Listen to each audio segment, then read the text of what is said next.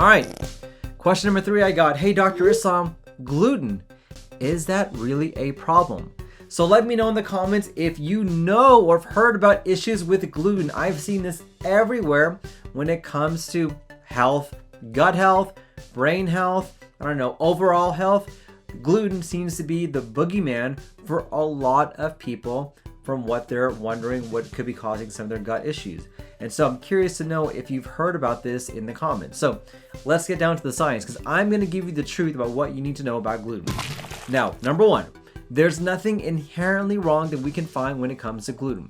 There's no obvious causes of particular conditions. If you are a healthy person, if you don't have any gut issues, if you don't have celiac disease, you can certainly ingest gluten. It's not going to cause any long-term problems, nor is it inherently bad. Now let's get that out of the way.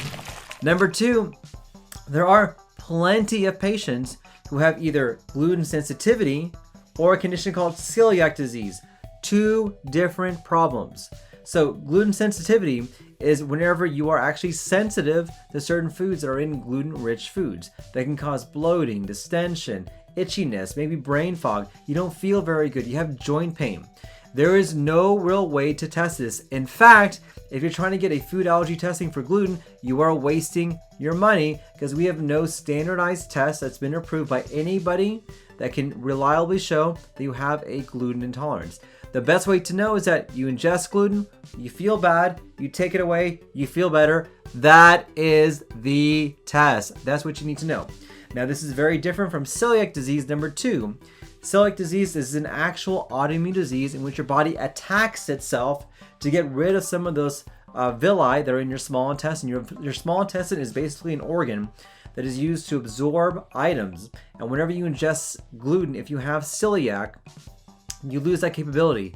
You present in the same way as gluten sensitivity: bloating, pain, upset stomach, digestion issues, brain fog, joint pain. But there are blood tests that we can do to check for celiac, and there are endoscopic features that we can see with the scope that allows us to see if you have celiac. So, in summary, gluten in of itself is not the boogeyman. It is not something bad, especially if you don't have gut issues, and especially if you don't have celiac or gluten sensitivity. If you have sensitivity to gluten, ingest it, you feel bad, the best thing is just to avoid it and don't waste your time and money on getting allergy testing. And if you have celiac disease, there is testing that we can do for that.